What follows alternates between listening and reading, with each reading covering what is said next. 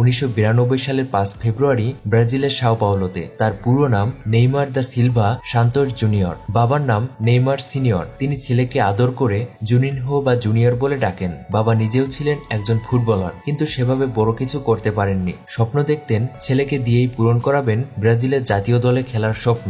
ছেলেকে বড় করে তুললেনও সেভাবেই, যেন শিশু নেইমার হাঁটতে শেখার আগেই ফুটবলে লাথি মারা শিখে গেলেন। আর একটু বড় হলে বাবা তাকে নিয়ে গেলেন খেলার মাঠে, কিন্তু ফুটবল খেলতে নয়, ফুটসাল খেলতে। ফুটসাল হচ্ছে ইনডোরে কম খেলোয়াড় নিয়ে ফুটবল, যেখানে চমৎকার খেলে নেইমার সবার নজরে আসেন। সবাইকে পাশ কাটিয়ে বল পায়ে জাদুকরী দক্ষতায় মন্ত্রমুগ্ধ করে রাখতেন তিনি দর্শকদের। স্বপ্ন পূরণের পথে প্রথম সাফল্য আসে যখন মাত্র 11 বছর বয়সে ব্রাজিলের শীর্ষস্থানীয় ক্লাব সান্তোসের যুব দলে খেলার সুযোগ পান তিনি। 2009 সালে মাত্র 17 বছর বয়সে পেশাদারী ফুটবল ক্যারিয়ারের সূচনা ঘটে। সে বছরই সেরা খেলোয়াড়ের অ্যাওয়ার্ড জিতে নেন তিনি। 2010 সালে ধূমকেতুর মতো উত্থান ঘটে নেইমারের। সান্তোসকে লিগ চ্যাম্পিয়নশিপ, কোপা দো ব্রাজিল চ্যাম্পিয়নশিপ জেতানো ছাড়াও টানা 4 বার সেরা খেলোয়াড়ের পুরস্কার জেতেন তিনি। 2011 সালে সান্তোসকে 48 বছরের ভেতর প্রথমবারের মতো কোপা চ্যাম্পিয়নশিপ জেতানোর পথে নেইমার এমন একটি অসাধারণ গোল করেন যেটিকে ফিফা বর্ষসেরা গোল হিসেবে মনোনীত করে। এছাড়াও সেরা খেলোয়াড়ের দৌড়ে শুধু ব্রাজিলের নয়, গোটা দক্ষিণ আমেরিকার সেরা ফুটবলার হিসেবেও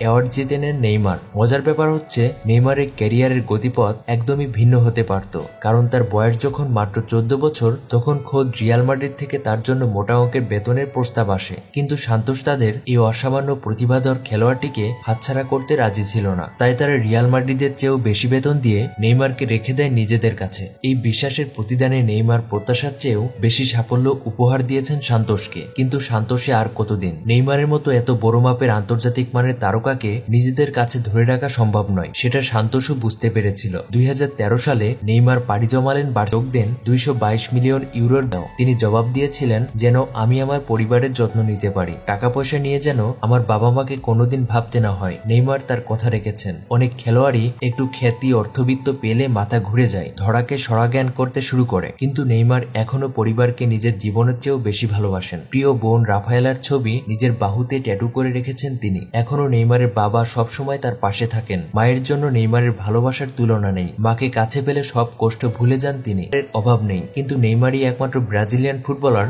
যিনি বিশ্বজুড়ে প্রসিদ্ধ টাইম ম্যাগাজিনের প্রচ্ছদে স্থান পাওয়ার অনন্য সম্মান অর্জন করেছেন। নেইমার মাত্র 19 বছর বয়সে এক সন্তানের বাবা হন। তিনি বলেন, আমি তো প্রথমে ভয় পেয়ে গিয়েছিলাম এত কম বয়সে এত বড় দায়িত্ব কিভাবে নেব, কিন্তু এখন আমার সন্তানের হাসিমুখী আমার কাছে সবকিছু। নেইমার ব্যক্তিগত জীবনে ধর্মকে অত্যন্ত গুরুত্ব দিয়ে থাকেন। এ ব্যাপারে তিনি আদর্শ মানেন ব্রাজিলিয়ান কিংবদন্তি কাকাকে। তিনি নেইমারের বড় ভাইয়ের মতোই। কাকার আদর্শ অনুযায়ী নেইমার সবসময় তার আয়ের 10% অসহায় মানুষের কল্যাণে ব্যয় করে থাকেন। এছাড়াও ইবোলার বিরুদ্ধে লড়াইয়ে বিভিন্ন সংস্থার সাথে কাজ করেছেন নেইমার। ইনস্টিটিউট ও প্রজেক্টো নামে একটা প্রকল্পে তিনি নিজেই প্রায় 2500 শিশুর ভরণ পোষণ শিক্ষার খরচ বহন করেন। নেইমারকে বলা হয় পৃথিবীর সবচেয়ে মার্কেটেবল খেলোয়াড়। কেবল নেইমারের ছবি দিলেই যে কোনো পণ্যের বিক্রি হু হু করে বেড়ে যায়। বিজ্ঞাপনের বাজারে নেইমারের সাফল্য এতই বেশি যে তাকে নিয়ে একটি শব্দ তৈরি হয়েছে নেই মার্কেটিং। 2013 সালে ইউরো স্পোর্টস তাকে বিশ্বের মোস্ট মার্কেটেবল অ্যাথলেট মনোনীত করে। তার পরের বারও আবার তিনি একই ক্যাটাগরিতে মনোনীত হন। 2011 সালে সান্তোসে থাকাকালীনই নাইকির সাথে তার 11 বছরের চুক্তি হয় বছরে $1 মিলিয়ন।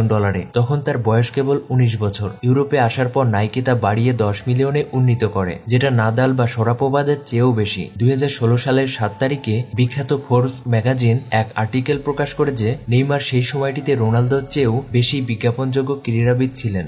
দর্শক, এই ছিল নেইমারের জীবন ও ক্যারিয়ার সম্পর্কে অজানা কিছু গুরুত্বপূর্ণ তথ্য। ভিডিওটি কেমন লাগলো এবং আপনাদের কোনো মতামত থাকলে তা অবশ্যই কমেন্ট করে জানিয়ে দিন। আর সেই সাথে ভিডিওটি ভালো লাগলে লাইক, শেয়ার এবং অবশ্যই আমাদের এই এমআরএম ওয়ার্ল্ড চ্যানেলটিকে সাবস্ক্রাইব করে রাখবেন। খুব শীঘ্রই আসছি নতুন আরেকটি ভিডিও নিয়ে। সে পর্যন্ত সবাই ভালো থাকবেন, সুস্থ থাকবেন। ধন্যবাদ।